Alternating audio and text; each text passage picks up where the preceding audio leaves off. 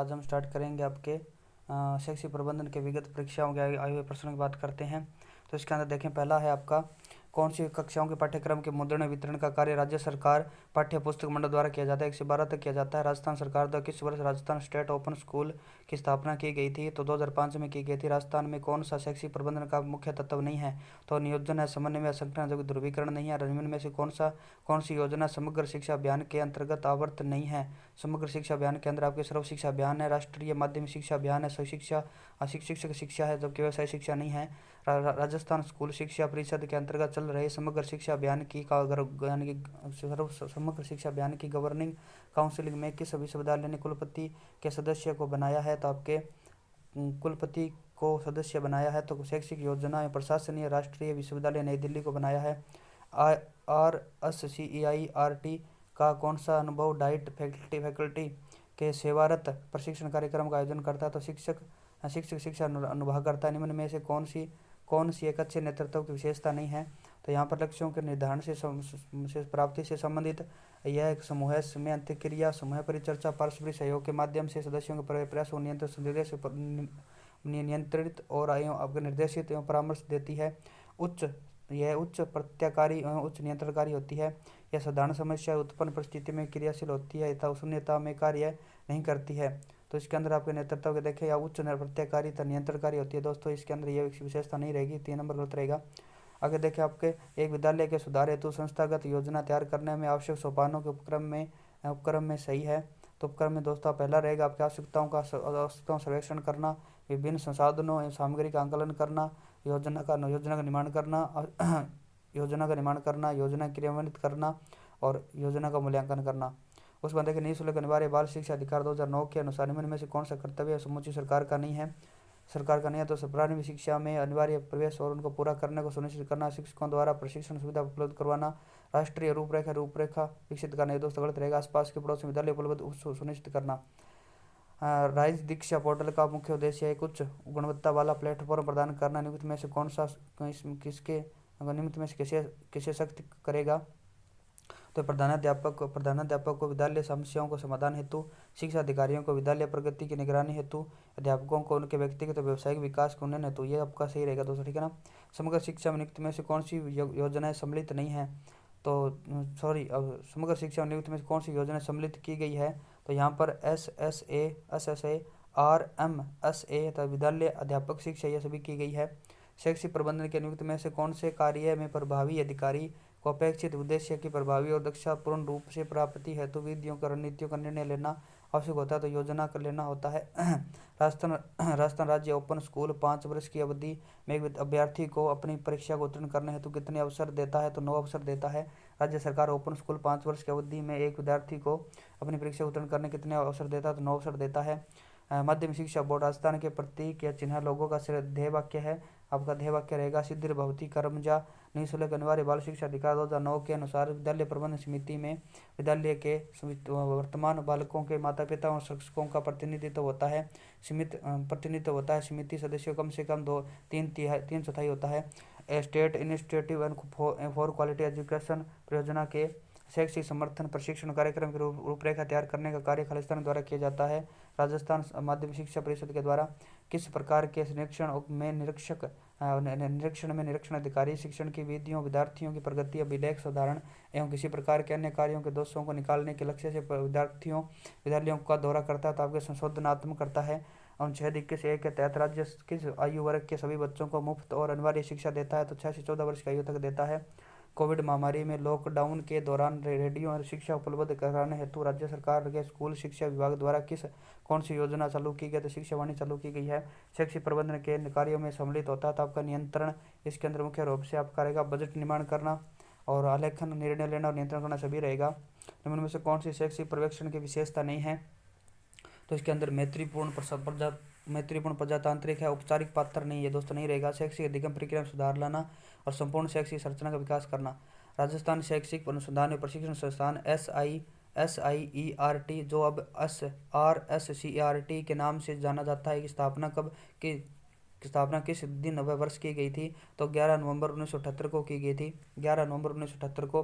RT की अधिनियम 2009 का अध्याय 4 में किस से क्षेत्र संबंधित है? तो विद्यालय एवं शिक्षकों के उत्तरदायित्व से संबंधित है। State initiative for quality education कार्यक्रम के तहत निम्नलिखित में से कौन सा SIERT के लिए तय की गई भूमिका जिम्मेदारी नहीं है? तो आपके राज्य पदाधिकारियों की भागीदारी को सुनिश्चित एवं देखरेख करना या नहीं रहेगा दोस्तों, ठीक है ना।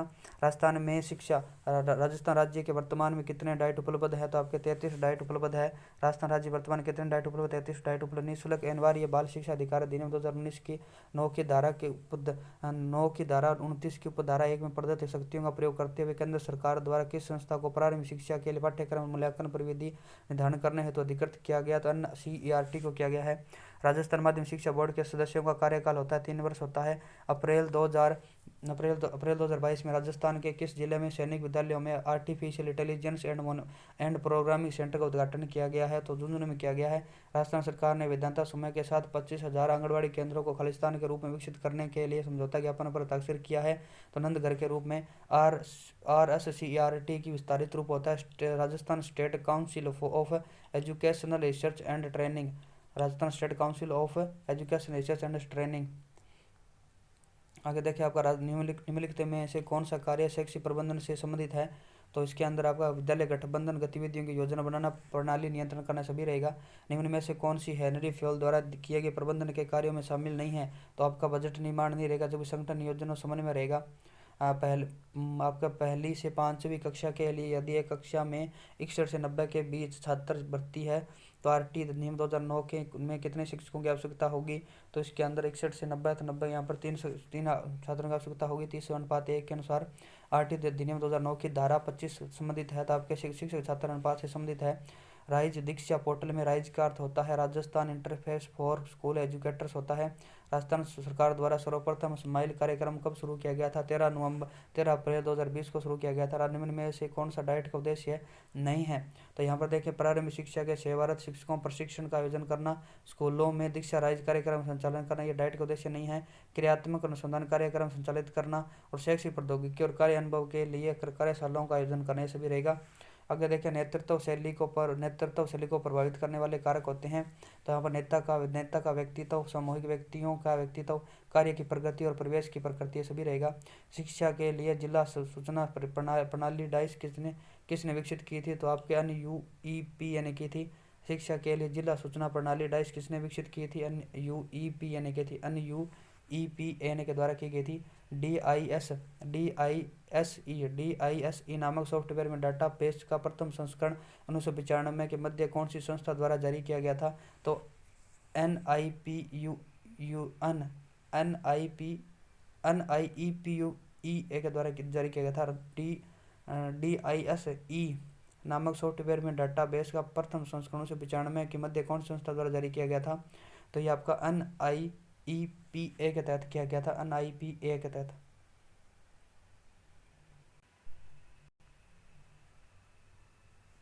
तो ये जारी किया था NIEPA के द्वारा जारी किया गया था, ठीक है ना, NIEPA के द्वारा। आगे देखें दोस्तों, इसके अंदर निम्न में से कौन सा भारत में EMIS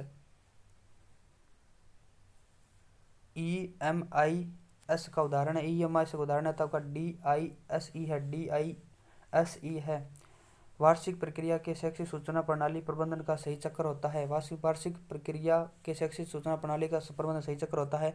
आंकड़ों का एकत्रित करना, आंकड़ों की प्रक्रिया करना, आंकड़ों का विश्लेषण करना, आंकड़ों का लेखन करना। शैक्षिक संस्थानों की दीर्घकालीन निर्णय योजना, लॉन्ग टर्म आपकी यानी डिसीजन प्लानिंग का सर्वाधिक प्रभाव या प्रभावी उपागम अप्रोच निम्नलिखित पर आधारित होती है। तो ये दोस्तों आपकी उपयुक्त प्रक्रिया का उपयोग करना, परिणामों को बल देना, परिपक्व टीम का उपयोग करना, परिणामों के प्रति स्पष्ट प्रतिबद्धता करना। जबकि इसके अंदर आपका स्पष्ट और साझा दृष्टि, आर्थिक पक्ष पर बल देना, ये नहीं रहेगा दोस्तों, ठीक है ना। भारत की प्रथम डाइस परियोजना को निम्नलिखित में से किस अंतर्राष्ट्रीय संस्था द्वारा वित्तीय सहायता प्रदान की गई है? तो यूनिसेफ ने आर्थिक सहायता दी थी। एक EMIS के विकास का प्रथम चरण होता है तो लक्ष्य उद्देश्यों को परिभाषित करना। एक EMIS के विकास का प्रथम चरण होता है तो लक्ष्य उद्देश्यों को परिभाषित करना। भारत में डाइस यानी कि डाइस आपका जो आपका है district information system for education का प्रथम प्रारूप निम्न में से किस वर्ष जारी किया गया था? 1995 में जारी किया गया था। NUEPA मुख्य रूप से संबंधित होता है तो आपके शैक्षिक योजना से संबंधित होता है। डाइस का पूर्ण रूप होता है आपका डिस्ट्रिक्ट इंफॉर्मेशन आपका सिस्टम फॉर एजुकेशन। निम्न में से कौन सा स्तर अत्यधिक महत्वपूर्ण है जिसकी अभी योजनाओं का क्रियान्वयन होता है तथा जो सभी स्तरों के नींव का पत्थर होता है? तो आपका साला स्तर होता है। UDISE का पूरा नाम क्या होता है? UDISE का पूरा नाम होता है स्कूली शिक्षा पर एकीकृत शिक्षा जिला सूचना। UD इसके अंदर आप देखें दोस्तों तो इसके अंदर लिखा हुआ है, ये लिखा हुआ है UDISE को इसका पूरा नाम होता है स्कूली शिक्षा पर एकीकृत जिला सूचना। ठीक है ना, स्कूली शिक्षा पर जो एकीकृत जिला सूचना इसका फुल नेम होता है UDISE का। अगर देखें बालकों में निःशुल्क एवं अनिवार्य शिक्षा का अधिकार 2009 में ऐसे बालकों जो अनुसूचित जाति, अनुसूचित जनजाति, विकलांग, सामाजिक व शैक्षिक पिछड़ा वर्ग के ऐसे में अन्य समूह से संबंधित है परिभाषित किया है। तो परिभाषित किया जाएगा संस्कृत 2021 के अंदर आया था। ये आपका असुविधाग्रस्त समूह या वंचित वर्ग में शामिल किया जाएगा। बालकों को निःशुल्क अनिवार्य शिक्षा का अधिकार अधिनियम 2009 की तहत कक्षा प्रथम से 5वीं तक कक्षा तक 60 बच्चे हैं तक के प्रवेश में अध्यापकों की संख्या क्या रहनी चाहिए? तो आपके 60 तक आपके 2 रहने चाहिए। बालकों का निःशुल्क अनिवार्य शिक्षा का अधिकार अधिनियम 2009 संशोधन 2017 के अनुसार एक अध्यापक को 31 मार्च 2015 को नियुक्त किया कार्यरत है, न्यूनतम योग्यता नहीं रखता है तो ऐसी योग्यता खालिस्तान के समय में अर्जित की जाएगी। तो 5 वर्ष के अंदर अर्जित की जाएगी। बालकों को निःशुल्क अनिवार्य शिक्षा का अधिकार अधिनियम 2009 के तहत 6ठी कक्षा में 8वीं कक्षा के लिए शैक्षिक वर्ष में न्यूनतम शिक्षण घंटे होते हैं तो 1000 होते हैं। बालकों को निःशुल्क अनिवार्य बाल शिक्षा अधिकार 2009 की तहत इनमें कौन सा कथन सही नहीं है? कौन सा कथन नहीं है? बच्चे को विस्तारित समय में भी प्रवेश दिया जाएगा। एक बच्चे को निःशुल्क अनिवार्य शिक्षा का अधिकार होगा। एक बच्चे को अधिकार है कि वह किसी भी अन्य स्कूल में स्थानांतरण कराए, ये सभी रहेंगे। जबकि आयु के प्रमाण की कमी पर बच्चे के विद्यालय को प्रवेश में मना किया जाएगा तो गलत रहेगा दोस्तों। इसके अंदर बालकों में निःशुल्क अनिवार्य शिक्षा का अधिकार अधिनियम 2009 के तहत विद्यालय प्रबंधन समिति में महिलाओं की सदस्यों की संख्या होती है तो 50% होती है। बालकों को निःशुल्क अनिवार्य शिक्षा का अधिकार 2009 के अनुसार निम्न में से कौन अध्यापकों के प्रशिक्षण के लिए मानकों को विकसित करेगा? तो आपका केंद्र सरकार करेगी। बालकों को निःशुल्क अनिवार्य शिक्षा का अधिकार अधिनियम 2009 के तहत किस कुल स्वीकृत संख्या कितने प्रतिशत से अधिक अध्यापकों को नियुक्तियां नहीं रखनी होगी? 10% में नहीं रखनी होगी। बालकों का निःशुल्क अनिवार्य शिक्षा अधिकार 2009 के तहत प्रत्येक शैक्षिक वर्ष की समाप्ति पर किन कक्षाओं को नियमित परीक्षा ली जाएगी? आपके 5वीं से 8वीं तक ली जाएगी।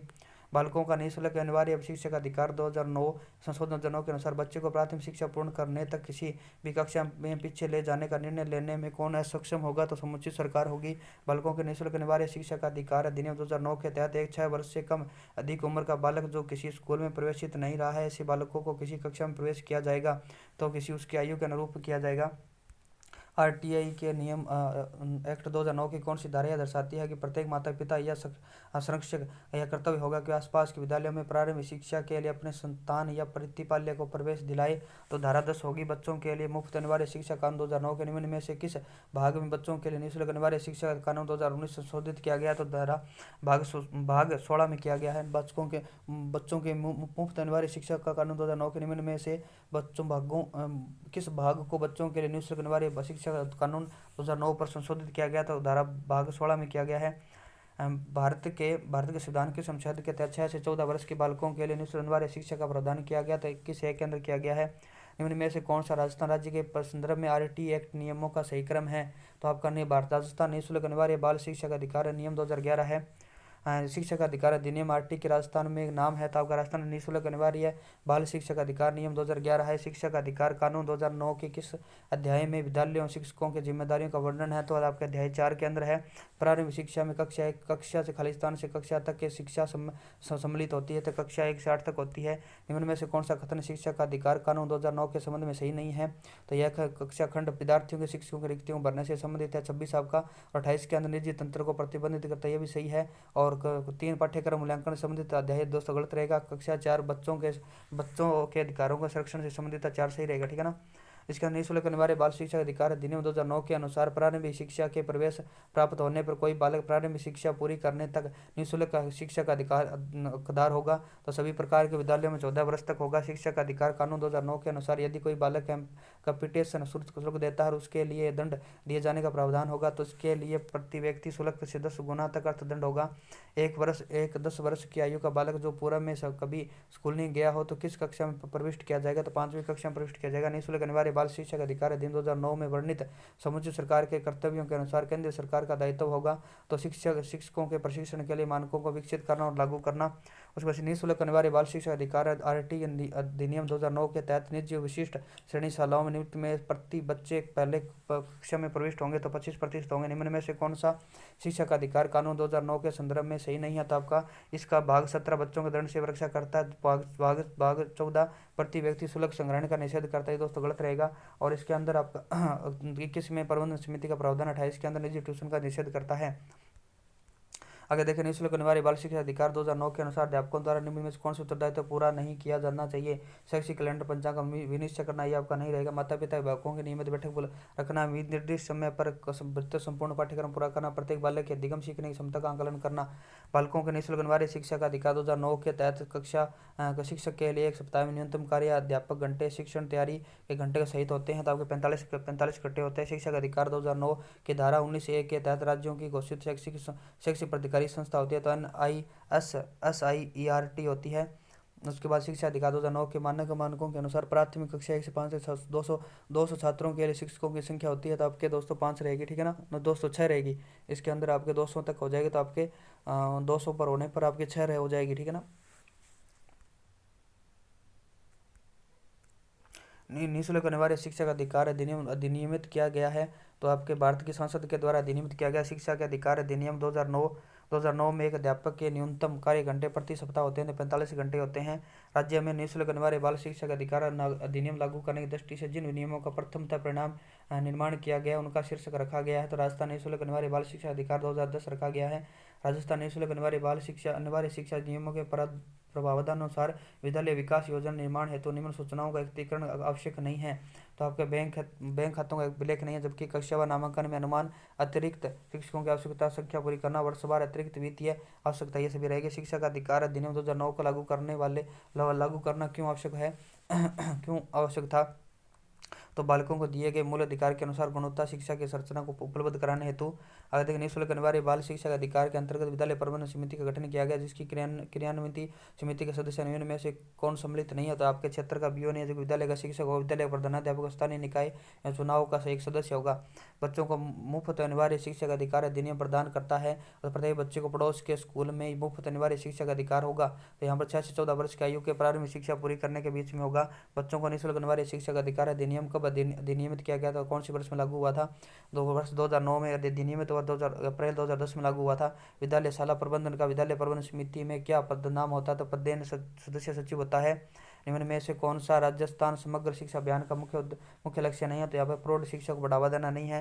राजस्थान एजुकेशन इनिशिएटिव REI के पर सरकारी निजी भागीदारी कार्यक्रम बनाने का प्रस्ताव किस वर्ष में स्वीकार किया गया था? 2005 में स्वीकार किया गया था। राजस्थान के संदर्भ में विद्यालय प्रबंधन समिति की कार्यकारिणी समिति का सदस्य होता है, प्रधानाध्यापक संस्था प्रधान होता है। सर्व शिक्षा अभियान भारत के संविधान के किस संविधान द्वारा अनिवार्य किया गया? तो 86वें संविधान संशोधन द्वारा किया गया है। SSA योजना के अंतर्गत 10वीं पंचवर्षीय योजना के तहत केंद्र व राज्य सरकार के मध्य वित्तीय भागीदारी के अनुपात का मानक होता है तो 75-15 होता है।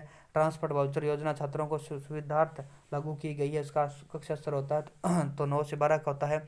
भारत में राष्ट्रीय माध्यमिक शिक्षा अभियान क्रमशः किस वर्ष में आरंभ किया गया था? 2009 में आरंभ किया गया था।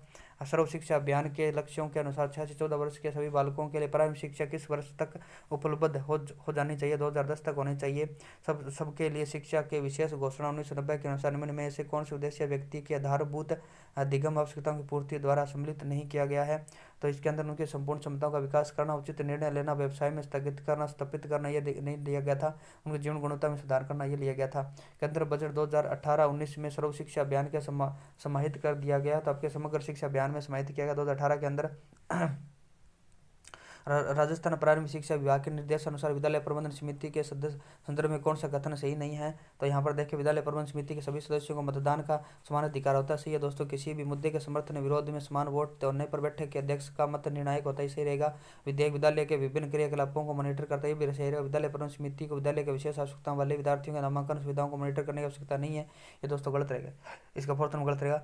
SIQE का पूरा नाम है तो आपका state initiative for quality education रहेगा। State initiative for quality education रहेगा। निम्न में से कौन सा राष्ट्रीय माध्यमिक शिक्षा अभियान का उद्देश्य नहीं है? तो उद्देश्य नहीं है तो लैंगिक दूरियों को कम करना रहेगा, आर्थिक और नियोक्ता बाधाओं को दूर करना रहेगा। सन 2020 तक माध्यमिक स्तर की शिक्षा में अवधारणा रहेगी, जबकि सभी तक माध्यमिक स्तर की शिक्षा पहुंच सन 2017 तक। ये दोस्तों गलत रहेगी, ठीक है ना। निम्न में से कौन सा कथन विद्यालय प्रबंधन समिति के बारे में सत्य नहीं है? तो यहाँ पर देखिए, विद्यालय के पड़ोस में लोगों को बालकों के अधिकारों के विषय में सरल तरीके से बताना यह रहेगा। नामांकन व उपस्थिति को सुनिश्चित करना यह रहेगा। जबकि विद्यालय में मध्याह्न भोजन योजना का प्रबोधन यह भी रहेगा। जबकि अध्यापक प्रशिक्षण की योजना तैयार करना यह नहीं रहेगा। विद्यालय प्रबंधन समिति का ये कार्य नहीं है दोस्तों, फोर्थ नंबर नहीं है। शाला प्रबंध समिति की मासिक बैठक होती है तो आपके अमावस्या के दिन होती है। और SSA सर्व शिक्षा अभियान के शुरू किया गया था, वर्ष था आपका 2001 था। सर्व शिक्षा अभियान आपका SSA यानी सर्व शिक्षा अभियान शुरू किया गया 2001 के अंदर। अगर देखिए, आपका सर्व शिक्षा अभियान SSA एक व्यापक कार्यक्रम के तहत प्राप्त करना चाहता है। तो ये सार्वभौमिक प्राथमिक शिक्षा प्राप्त करना चाहता है। स्कूल प्रबंधन समिति, स्कूल मैनेजमेंट कमेटी में SMC के सदस्य होते हैं को छोड़कर, यानी कि इसके अंदर शिक्षा मंत्री को छोड़कर के सभी सदस्य होते हैं। स्कूल में पढ़ने वाले छात्र छात्राओं के माता पिता अभिभावक, स्कूल में कार्य शिक्षक, स्थायी प्राधिकारी, वार्ड से निर्वाचित व्यक्ति, स्थानीय प्राधिकारी व अन्य सभी निर्वाचित सदस्य गाँव या वार्ड में जहाँ वो स्कूल स्थित है।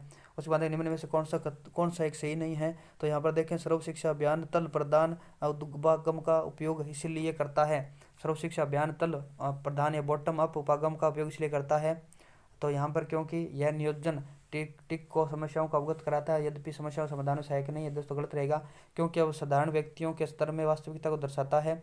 साधारण व्यक्तियों के स्तर में वास्तविकता को दर्शाता है, क्योंकि यह उन व्यक्तियों को जो इसमें सम्मिलित है समस्या की जानकारी देता है और समस्या में सहायक होता है, क्योंकि यह उन व्यक्तियों में है जो इसे सम्मिलित और वापरतों की भावना पैदा करता है। ये रहेगा, जबकि यह पूर्व वाला नहीं रहेगा। एक नंबर गलत रहेगा इसका। आगे देखें, सर्व शिक्षा अभियान के अंतर्गत किस भेद को कम करने हेतु अलग से लड़के लड़कियां अनुसूचित जाति अनुसूचित जनजाति के लक्ष्य निर्धारित करना आवश्यक है। तो लिंग व सामाजिक भेद को कम करने के लिए इनके लक्ष्य निर्धारित करना आवश्यक है। सर्व शिक्षा अभियान के मानकों के आधार पर प्राथमिक उच्च प्राथमिक स्तर की कक्षाओं हेतु शिक्षक अनुपात होगा तो आपका 1:40 रहेगा। 1:40 रहेगा। इसके अंदर देखिए, सबके लिए शिक्षा विश्व शिक्षा फोरम द्वारा जारी कार्यात्मक योजना प्रोग्राम ऑफ एक्शन हेतु हुई बैठक में निम्न में से कौन सा स्थान पर हुई थी? तो यह डोकार के अंदर हुई थी। निम्न में से कौन सा एक उद्देश्य विशेष रूप से माध्यमिक शिक्षा में प्रवेश सार्वभौमिकरण या गुणवत्ता पर सुधार करता? तो राष्ट्रीय माध्यमिक शिक्षा अभियान करता है। अगर देखें, राजस्थान शिक्षा विभाग द्वारा वैश्विक महामारी अवधि में बच्चों को घर से पढ़ सकने की सुविधा प्रदान करने हेतु प्रारंभ किए गए कार्यक्रम का नाम है तो स्माइल कार्यक्रम है। स्कूल को गोद लेने के लिए निम्न में से कौन सा ऑनलाइन पोर्टल सर्वाधिक उपयुक्त था? तो ज्ञान संकल्प पोर्टल रहेगा। आगे देखिए, स्कूल में ई लर्निंग के लिए प्रोजेक्ट स्माइल का पूर्ण रूप होता है social media interdes for learning engagement. ये दोस्तों इसका अंदर गलत दे रखा है। Social media interface for learning enhancement या engagement. Social media interface for learning enhancement होता है, एनहांसमेंट, ठीक है ना। Social media interface for learning enhancement, interdes नहीं होता, इंटरफेस फॉर लर्निंग एंगेजमेंट होता है, लर्निंग एनहांसमेंट भी नहीं होता इसके अंदर थोड़ा सा इसने डी के जो है इसको डी बना दिया दोस्तों, ठीक है ना। इसका social media interface for learning engagement होता है, एंगेजमेंट। शैक्षिक सेवाओं के समर्पित भारत का पहला उपग्रह था आपका एडुसेट था। किस वर्ष में राष्ट्रीय ई गवर्नेंस योजना नेशनल ई गवर्नेंस प्रोजेक्ट या पॉलिसी आरंभ की गई थी? 2006 में की गई थी राष्ट्रीय ई गवर्नेंस योजना 2006 में। कौन से वर्ष में DDD दर्शन 1 आरंभ किया गया था? तो 1997 में किया गया था DDD ज्ञान दर्शन फर्स्ट आपका आरंभ 1997 में किया गया था। और ई गवर्नेंस सेवाओं के लिए सुविधाजनक, प्रभावी और पारदर्शी तरीके से आईसीटी सूचना संप्रेषण तकनीक का उपयोग निम्नलिखित में से कौन सा लक्ष्य टारगेट समूह है सम्मिलित है? तो सरकार है, व्यापारिक लाभार्थी समूह, तो नागरिकता उपरोक्त सभी रहेगा। ज्ञानवाणी क्या एक शैक्षिक एफएम रेडियो नेटवर्क है?